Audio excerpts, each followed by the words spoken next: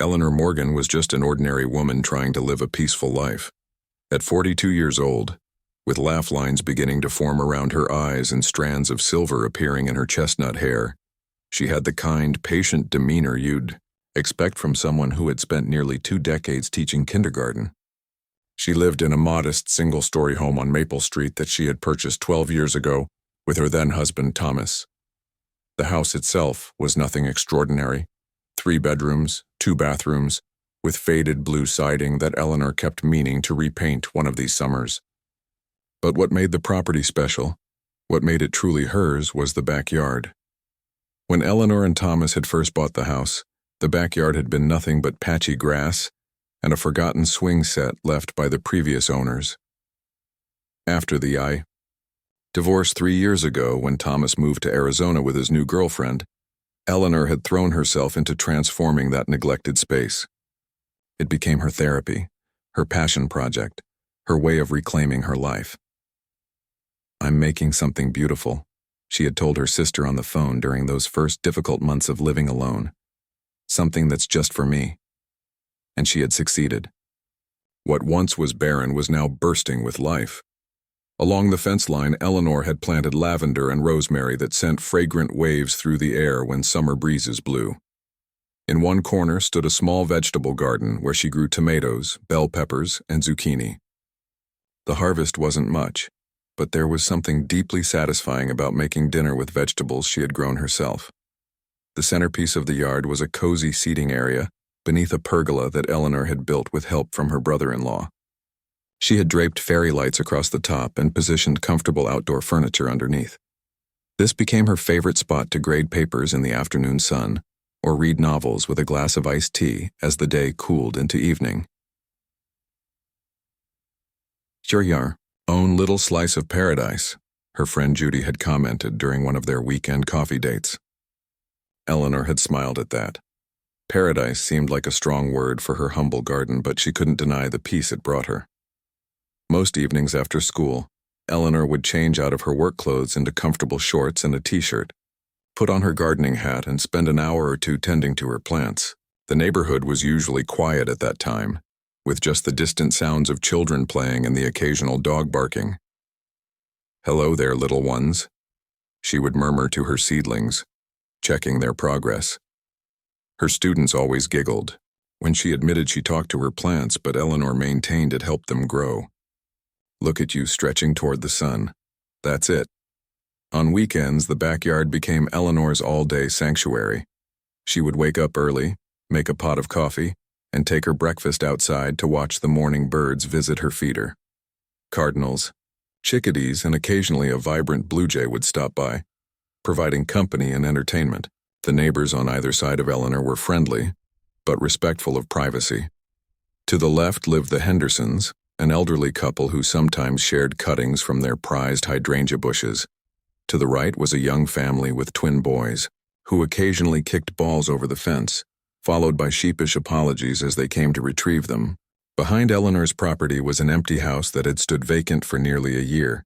It belonged to an older woman who had moved to a nursing home, and her children had only recently put it on the market.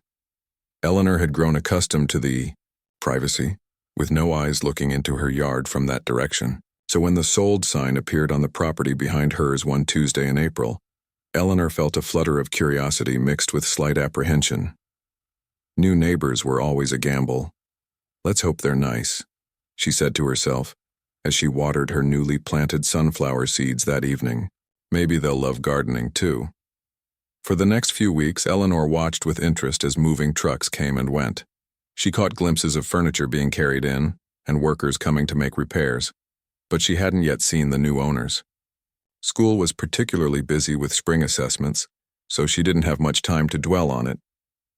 It was during the first week of May, when the weather had turned definitively warm, that Eleanor decided to tackle a project she'd been planning all winter. She wanted to create a small pond in one corner of the yard, complete with water lilies and perhaps even a few goldfish. She spent Saturday morning digging out the shape, lining the hole with sand, and carefully positioning the pond liner. By mid-afternoon, sweat trickled down her back and her muscles ached from the effort. but the satisfaction of seeing her vision come to life made it worthwhile. Eleanor was just filling the pond with water from the garden hose when she felt the strange sensation of being watched. She turned around to find a woman standing at the fence line, observing her with undisguised curiosity. "Hello there," Eleanor called, raising her hand in a friendly wave. "You must be my new neighbor." The woman, who appeared to be in her late 40s with perfectly highlighted blonde hair and designer sunglasses perched on her head, gave a tight smile that didn't quite reach her eyes. "Yes, I'm Patricia Wilkins," she said, her voice carrying a certain clipped quality that Eleanor couldn't quite place. "I've been meaning to introduce myself. I'm Eleanor Morgan. Welcome to the neighborhood." Eleanor turned off the hose and walked closer to the fence, wiping her dirty hands on her jeans. "How are you settling in?" Patricia's gaze traveled around Eleanor's yard, lingering on certain areas with an expression that made Eleanor feel suddenly self-conscious about the half-finished pond and the wheelbarrow full of dirt. "It's been challenging," Patricia said with a sigh. "The house needs more work than we expected, and I must say I was surprised by how close all the houses are to each other here." Eleanor nodded sympathetically. "It's definitely more cozy than sprawling. But you'll find most people here are friendly while respecting privacy." Patricia's attention had fixed on the large oak tree that stood near the corner of Eleanor's property, its branches extending partially over both yards. "That tree blocks quite a bit of sunlight from my kitchen windows," she remarked, her tone shifting from conversational to something closer to disapproval. Eleanor blinked in surprise. "Oh, I'm sorry to hear that. It's been there since before I bought the house. It provides nice shade in the summer, though." Was Patricia's only response before switching topics. "Your fence seems quite low. Is that up to code?" The question caught Eleanor off guard. "I believe so. It's been this height since I moved in. The previous owners installed it." Patricia pursed her lips. "Well, I was thinking of putting in a pool eventually, and I believe fence height requirements are stricter for properties adjacent to pools. Something to think about." Before Eleanor could respond, Patricia glanced at her watch. "I should get back. I have contractors coming to give estimates. Nice to meet you, Ellen." "It's Eleanor," she corrected gently, but Patricia was already walking away, her designer sneakers pristine against the manicured grass of her yard. Eleanor stood there for a moment, the hose dripping in her hand, trying to process the interaction. It hadn't gone quite how she'd expected, but first meetings could be awkward. She shrugged it off and returned to filling her pond. That evening, as darkness fell, Eleanor sat on her patio with a bowl of pasta and a glass of wine, looking out at her day's work. The pond was filled now, its surface reflecting the string lights above. Tomorrow she would add the plants and decorative rocks around the edges. As she sat there, enjoying the chorus of evening frogs and crickets, Eleanor felt a deep contentment wash over her. This space was truly hers, a physical manifestation of her healing process after the divorce. Thomas had never understood her love of gardening. "What's the point?" he would ask. "All that work just for some flowers?" He couldn't grasp the joy she found in nurturing living things and working with her hands and creating beauty from nothing. After he left, the garden became more than a hobby. It was a statement. I am here. I am growing. I am thriving on my own.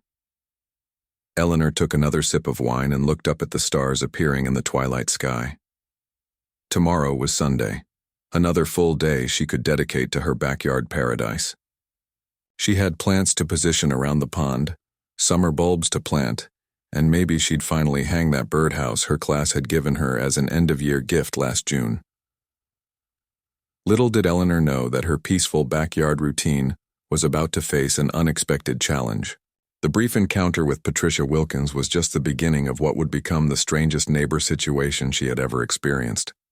But for tonight, in the gentle May evening, all was calm in Eleanor's garden sanctuary, and she intended to enjoy every moment of it. The first real sign of trouble came 3 days after Eleanor met Patricia. It was a Tuesday afternoon, and Eleanor had just returned home from school, her tote bag heavy with finger paintings that needed to dry before she could display them in the classroom. She'd kicked off her shoes at the door, changed into comfortable clothes, and was looking forward to checking on her new pond. As she stepped onto her back porch, Eleanor stopped short. Something was different.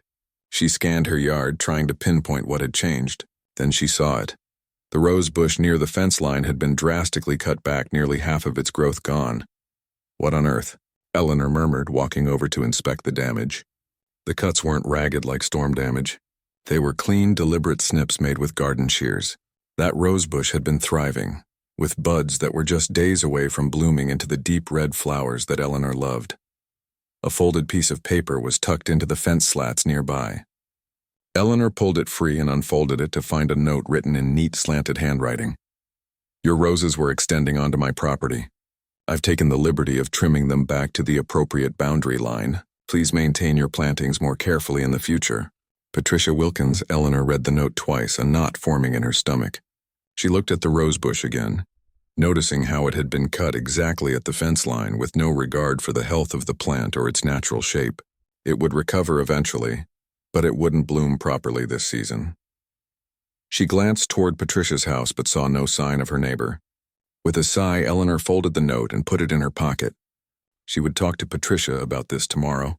Surely they could work out a more considerate approach. But the next day brought a new surprise. Eleanor came home to find a white wooden stake driven into the ground near her vegetable garden, with another note attached. "Your compost bin is unsightly, and the odor is carrying to my patio. Please relocate it immediately. P.W." Eleanor stood staring at the stake, her cheeks growing warm. Her compost bin was a neat, closed system specifically designed to prevent odors. She kept it well maintained and turned the contents regularly.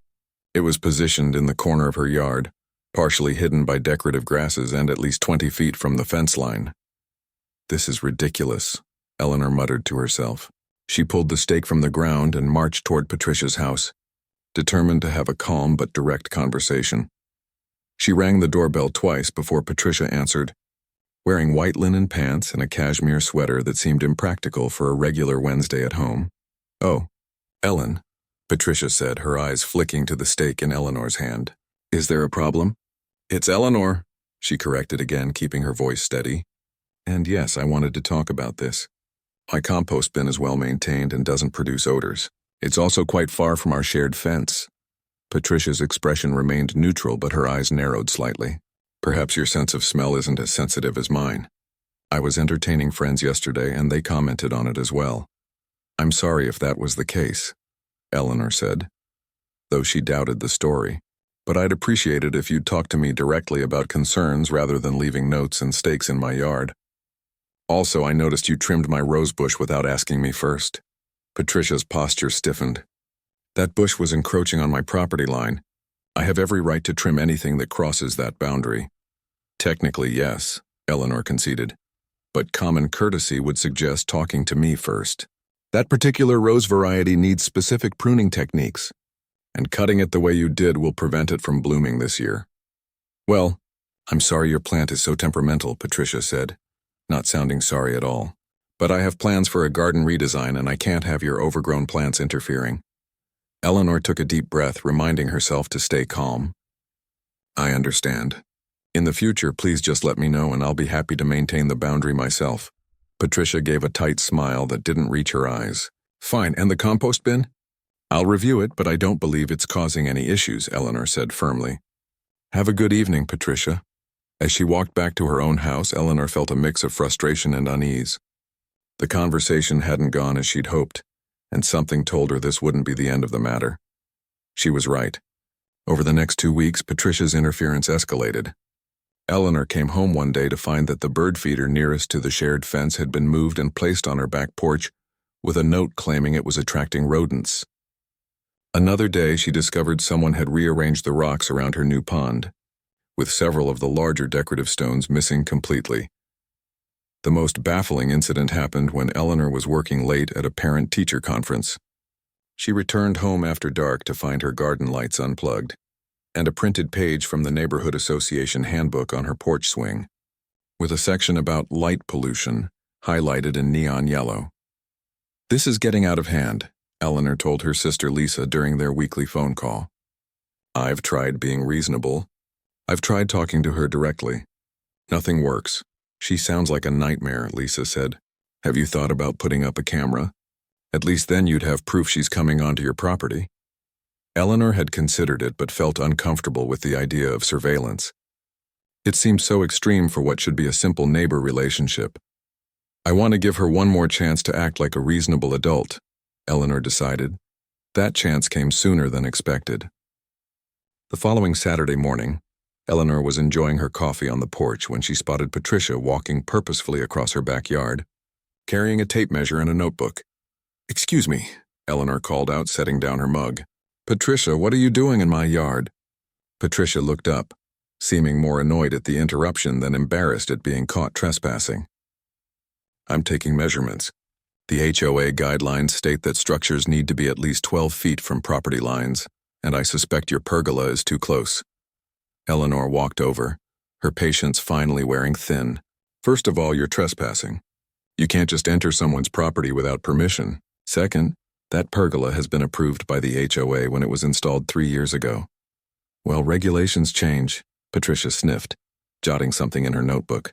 "And as a member of the Architectural Review Committee—" "You're on the committee?"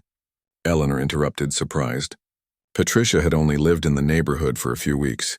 "I volunteered at the last meeting," Patricia said with a smug smile. "Someone needs to ensure standards are maintained." Eleanor crossed her arms.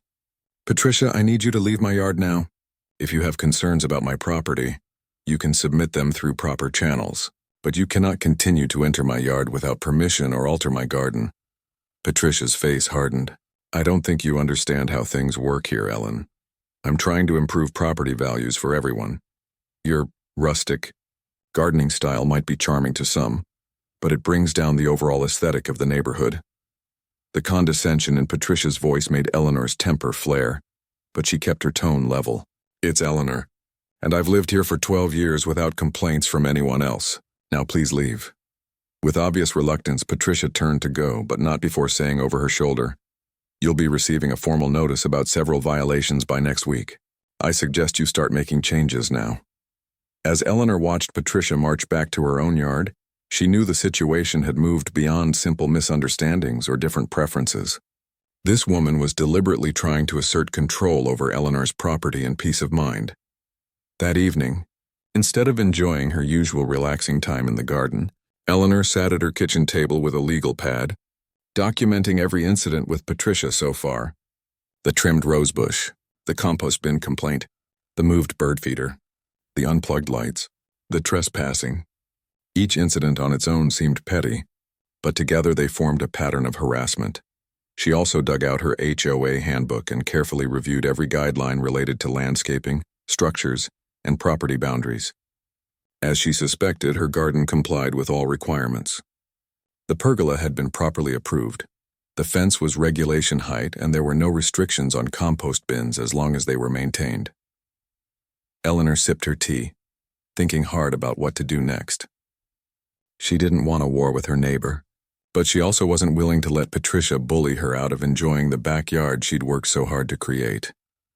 "Enough is enough," she whispered to herself, making a decision. Tomorrow she would install a security camera overlooking her yard, and on Monday, she would call the HOA president directly to discuss Patricia's behavior before any formal notices could be sent. As she got ready for bed that night, Eleanor glanced out her bedroom window at her garden bathed in moonlight. The thought of someone trying to take away her joy in that space filled her with a determination she hadn't felt in years. This was her home, her sanctuary, and she wasn't going to let anyone ruin it without a fight. Eleanor woke up Sunday morning feeling more determined than she had in months. After her morning coffee, she drove to the hardware store and purchased a weatherproof security camera with motion detection. The young man who helped her seemed concerned when she explained the situation. "Neighbor troubles, huh?" he said, showing her how to set up the app on her phone. "I've seen a lot of folks coming in for these lately. Hope it helps." Back at home, Eleanor mounted the camera under the eaves of her house, positioning it to capture most of her backyard, especially the areas near the fence she shared with Patricia. She tested the system, walking through the yard and checking the footage on her phone. The camera worked perfectly, sending her an alert each time it detected movement. "That should do it," she murmured to herself, feeling a strange mix of relief and sadness that it had come to this. She spent the rest of Sunday working in her garden, deadheading flowers and pulling weeds. There was no sign of Patricia, though Eleanor occasionally felt like she was being watched from the windows of the house next door. Monday morning, Eleanor called the HOA president before leaving for work. Frank Taylor had been running the association for years and knew every home in the neighborhood. Patricia Wilkins, he repeated when Eleanor mentioned her new neighbor. Yes, she's certainly been enthusiastic since moving in, already volunteered for 2 committees. She told me she's on the Architectural Review Committee, Eleanor said. Well, she attended the meeting and expressed interest, Frank clarified. But new residents can't officially join committees until they've lived here for 3 months. It's in the bylaws. Eleanor felt a flash of satisfaction. So she lied about that. Let's say she was getting ahead of herself, Frank said diplomatically. Now what's this about her entering your property? Eleanor explained the situation, detailing Patricia's escalating behavior. Frank listened attentively, occasionally asking questions. That's not acceptable, he said when she'd finished. I'll speak with her about the trespassing. As for your garden, I've seen it many times on neighborhood walks, and it's always been beautifully maintained. I don't anticipate any issues with the committee. Thank you, Frank, Eleanor said, relieved to have an ally. I appreciate it. The school day passed in a blur of alphabet songs and finger painting. Eleanor loved her kindergartners, and their innocent enthusiasm always lifted her spirits. Today they were learning about the life cycle of butterflies, and the wonder on their faces as they examined picture books of caterpillars transforming into chrysalises made her momentarily forget her neighbor troubles. As Eleanor pulled into her driveway that afternoon, she noticed Patricia's silver SUV was gone. Good. Maybe she could enjoy her garden in peace today. But as she walked through her house and glanced out the back window, Eleanor stopped in her tracks. There in her backyard were 6 women seated around her patio table under the pergola. They were drinking wine and eating cheese and crackers as if they were in a public park. What in the world? Eleanor gasped, hardly believing her eyes.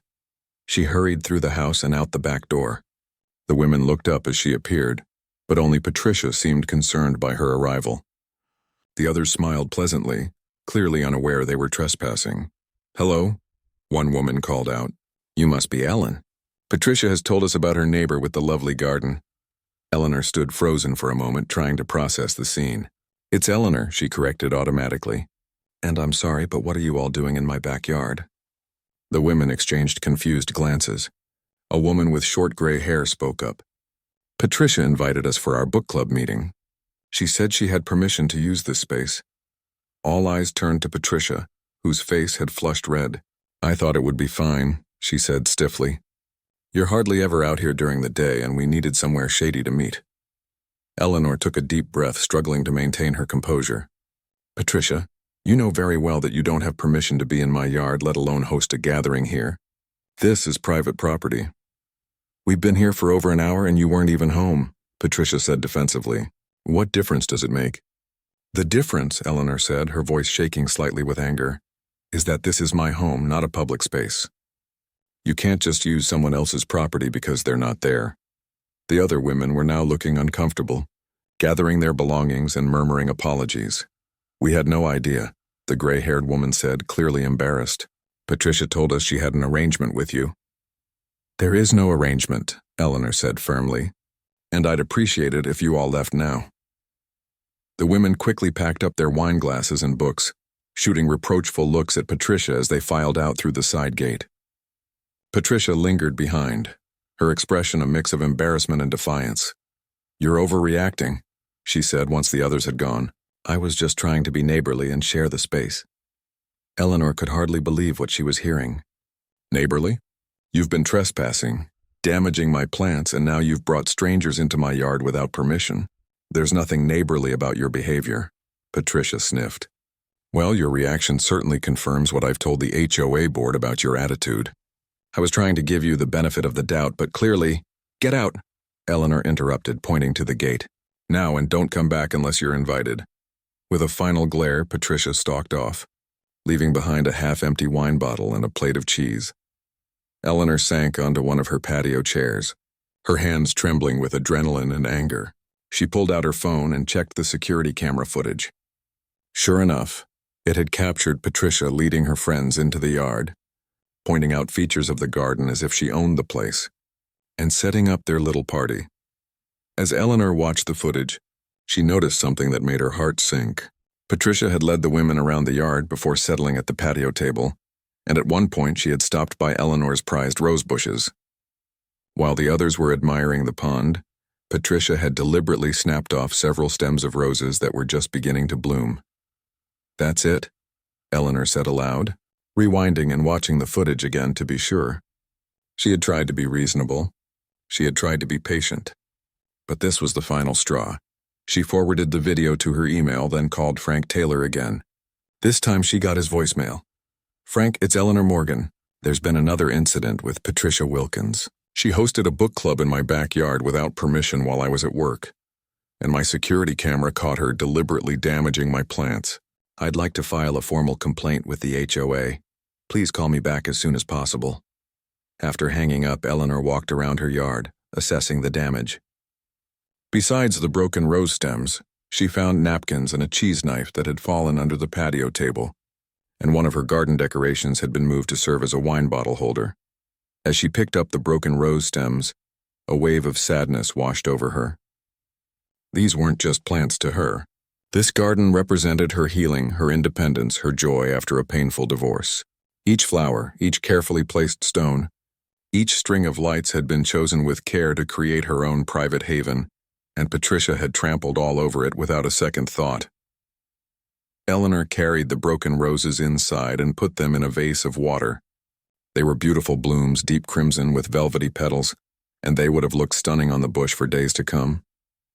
Now they would wilt in a matter of hours. As she arranged the cut flowers, Eleanor's sadness gradually hardened into resolve. She wasn't just going to file a complaint with the HOA. She wasn't just going to hope that Patricia would eventually back off. No, it was time to take more decisive action. Eleanor walked to her home office and opened her laptop. First, she would research exactly what legal options she had to stop Patricia's invasions. Then, she would contact every single one of her neighbors to see if anyone else had experienced similar problems. Patricia Wilkins had messed with the wrong kindergarten teacher. Eleanor might be patient and kind by nature, but everyone had their breaking point, and Eleanor had just reached hers. Eleanor spent the next evening researching her options. She started by documenting everything that had happened so far, creating a detailed timeline with dates, descriptions, and notes about any witnesses. She attached photos of the damaged rosebush, screenshots from her security camera footage, and copies of Patricia's handwritten notes.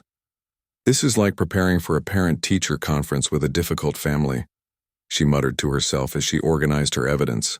Teaching kindergarten for 18 years had given Eleanor plenty of experience with conflict resolution, though usually the conflicts involved crayon ownership or whose turn it was on the swing set. Frank Taylor called her back the next morning before school. "I spoke with Patricia," he said, sounding tired. "She claims there was a misunderstanding about the book club, that she thought she had implicit permission to use your yard because you'd been so friendly previously." Eleanor almost laughed at the absurdity. "Frank, we've had exactly 2 conversations, and in both of them I explicitly asked her to stay off my property." "I believe you," Frank assured her. "And I made it very clear that she needs to respect property boundaries. But between us, I'm not sure how effective the conversation was. She seemed determined to see things her way."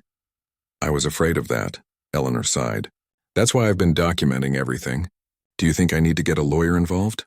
"Let's hope it doesn't come to that," Frank said. "But it might not hurt to know your options. My nephew is an attorney who specializes in property disputes. I could ask him to give you a call if you'd like." "Please do," Eleanor said gratefully. The next few days passed without incident. Eleanor's security camera showed no sign of Patricia entering her yard, though she occasionally spotted her neighbor watching from her windows. The momentary peace gave Eleanor time to implement the next phase of her plan. On Saturday morning, she invited her next-door neighbor, Ruth Henderson, over for coffee. Ruth was in her 70s and had lived in the neighborhood for decades. If anyone knew the local dynamics, it would be her. "Of course I've met Patricia," Ruth said, sipping her coffee on Eleanor's patio. "She came over the day after moving in with a list of suggestions for how we could improve our front yard. Harold nearly had a fit. We've won the Garden Club Award 3 years running. Eleanor nodded. So it's not just me she's targeting. Oh, heavens no, Ruth assured her. She's been making rounds. The Johnsons on Oak Street said she complained about their basketball hoop. And you know Vivian who walks her little dog? Patricia tried to report her for not picking up waste, but Vivian had the bags right in her hand. The woman's been here less than a month and already has half the neighborhood talking.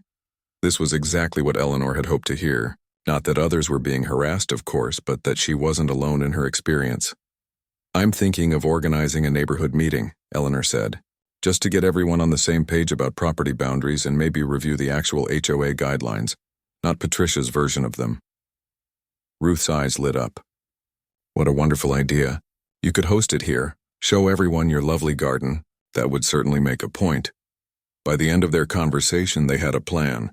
Ruth would help spread the word, and Eleanor would host a neighborhood gathering the following weekend.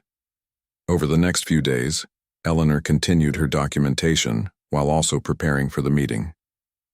She made copies of the relevant HOA regulations, printed photos of her yard from before Patricia's interference, and even baked cookies for the gathering. Meanwhile, Frank's nephew David called as promised. He was a property attorney who listened carefully to Eleanor's story. Based on what you've described, you have several options, he explained. First, you could send a formal cease and desist letter. It doesn't have any legal teeth by itself, but it establishes that you've clearly communicated your boundaries, which helps if things escalate further. That sounds like a good start, Eleanor agreed. Second, your security footage of her damaging your property could justify a small claims court case for the value of the plants. But honestly, the amount would be so small it might not be worth the hassle. Eleanor nodded, taking notes.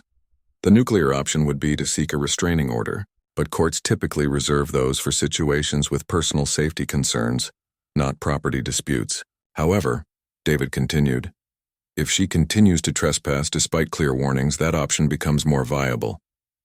What would you recommend? Eleanor asked. Start with the cease and desist letter. I can draft one on my firm's letterhead. That alone is often enough to make people realize you're serious. If she violates it, we can discuss next steps. That sounds perfect, Eleanor said, feeling relieved to have a concrete plan. The weekend arrived, and with it, the neighborhood meeting. Eleanor was touched by the turnout. 15 neighbors crowded onto her patio and lawn, many bringing additional chairs and snacks to share. Frank opened the discussion, carefully framing it as a general review of neighborhood guidelines rather than a complaint session about Patricia. But it didn't take long for people to start sharing their experiences.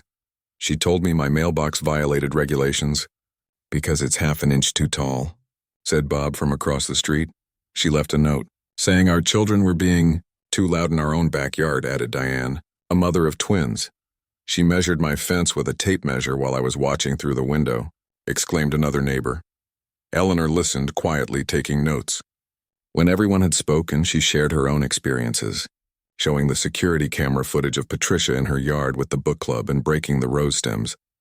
Gasps filled the air as they watched. That's destruction of property, Bob said, shaking his head. Plain and simple. Frank stepped in again. I want to emphasize that the HOA encourages neighbors to resolve issues directly when possible. But trespassing and property damage cross a line. Eleanor has been more than patient. The meeting ended with a plan. The neighbors would document any further incidents with Patricia, supporting each other with witness statements if needed. Frank would send Patricia a formal notice about the HOA's actual guidelines. And most importantly, everyone exchanged phone numbers to create a neighborhood text group, something they should have done years ago. As the last neighbors were leaving, Ruth squeezed Eleanor's hand. You've handled this with such grace, dear. Much more than I would have managed. Eleanor smiled, though she didn't feel particularly graceful. She felt tired but determined. The following Monday, Patricia received 2 letters. One was the cease and desist letter from David's law firm, clearly outlining her trespassing and property damage, and the potential legal consequences if the behavior continued. The other was a formal notice from the HOA board, clarifying the actual regulations and noting that Patricia's own recently installed patio extension appeared to violate the setback requirements. Eleanor watched through her kitchen window as the mail carrier delivered the letters. Patricia collected them immediately, standing in her driveway to open and read them.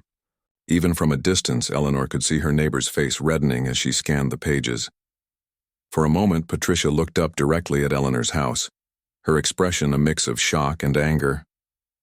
Then she spun around and marched back inside, slamming her door. Eleanor let out a breath she hadn't realized she was holding.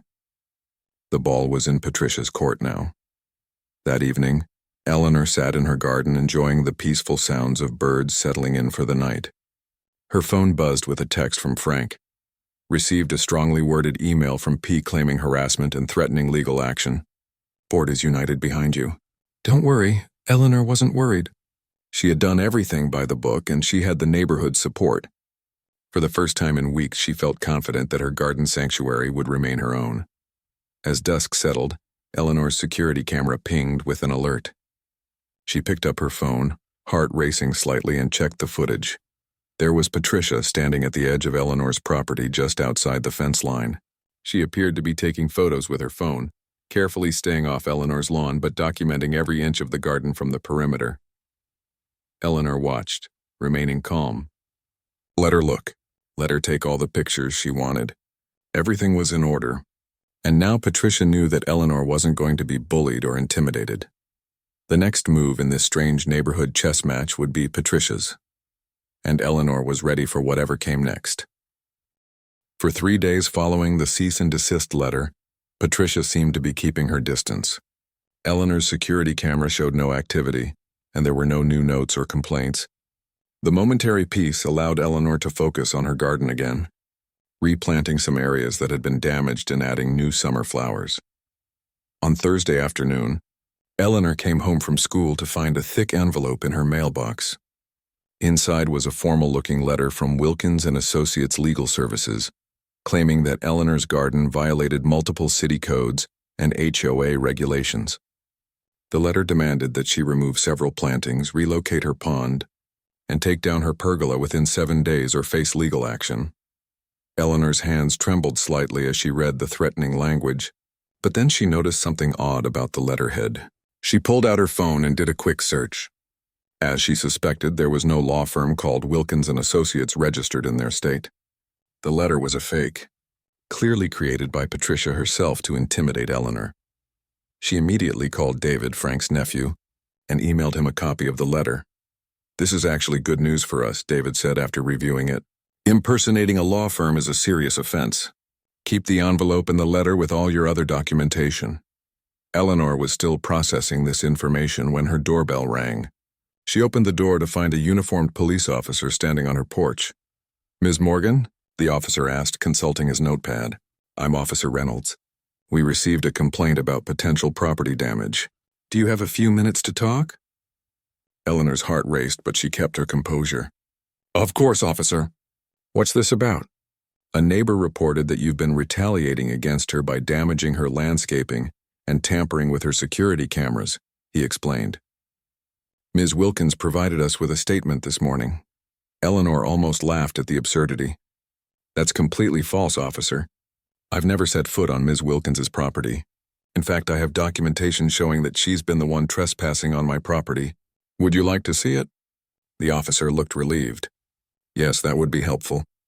These neighbor disputes can be complicated. Eleanor invited him in and showed him her timeline of events, the security footage, and the cease and desist letter. She also explained about the fake legal letter she'd just received. Officer Reynolds reviewed everything carefully. This is very thorough, Ms. Morgan.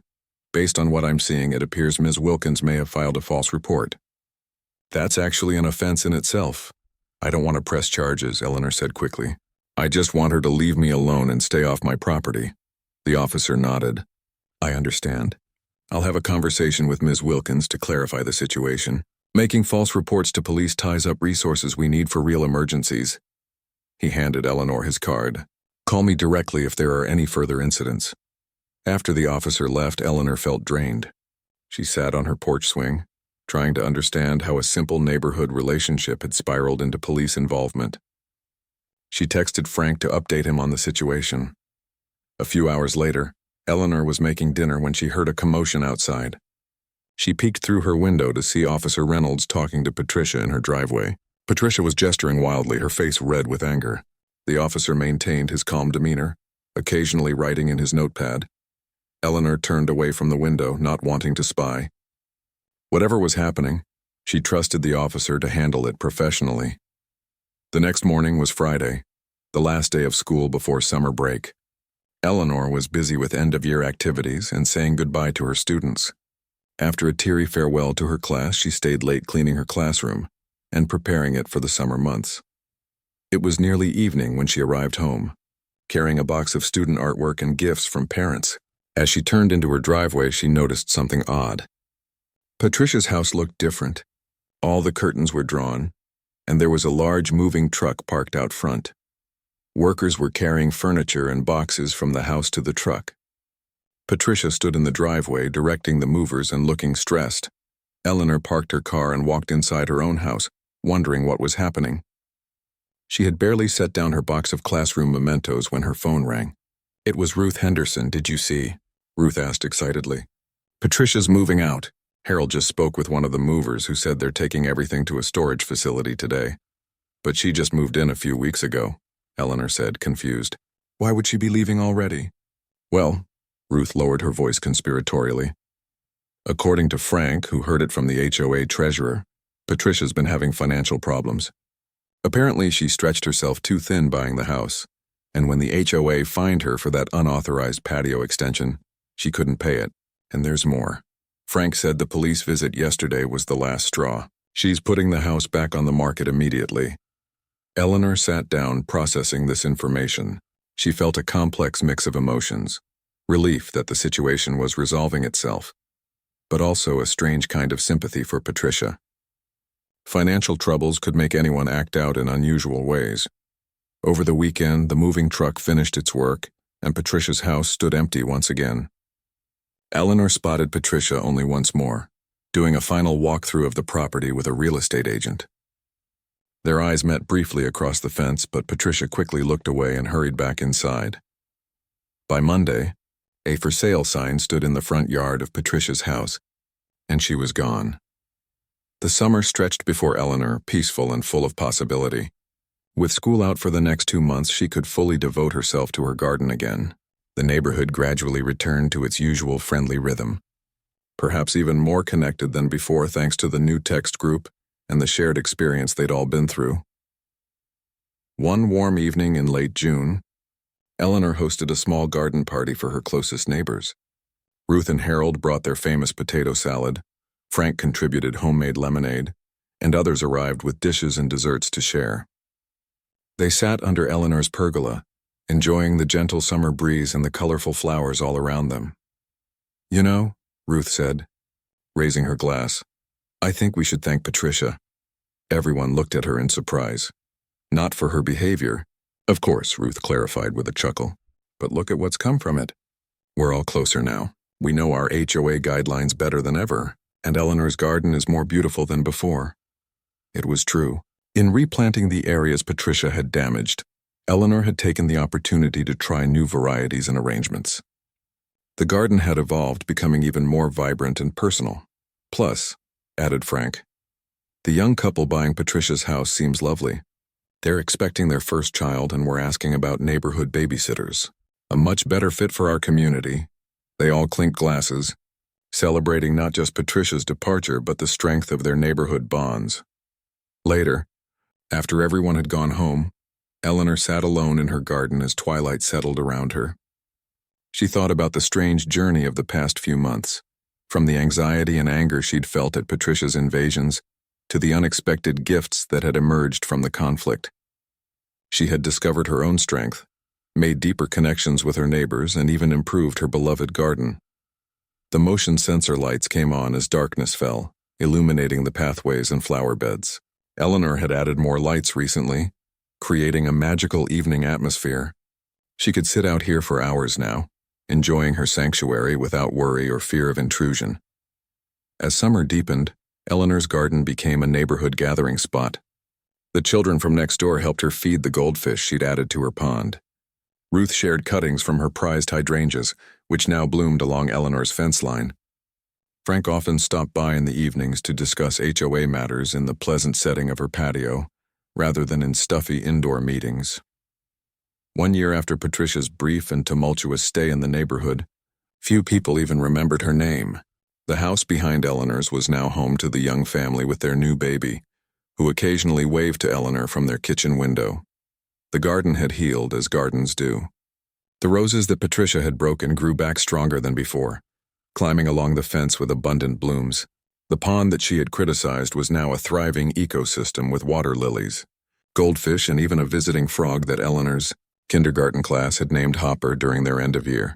Eleanor had learned something valuable from the experience, that standing up for yourself didn't have to mean angry confrontations. It could be done with dignity, community support, and a clear understanding of boundaries. She had transformed a negative situation into positive change, not just for herself but for the entire neighborhood. As she sat in her garden on a perfect summer evening, watching fireflies begin to twinkle among her flowers, Eleanor felt a deep contentment. This space was truly hers, hard-won and deeply appreciated. Her simple backyard had become something more, a symbol of resilience, community, and the quiet power of standing your ground.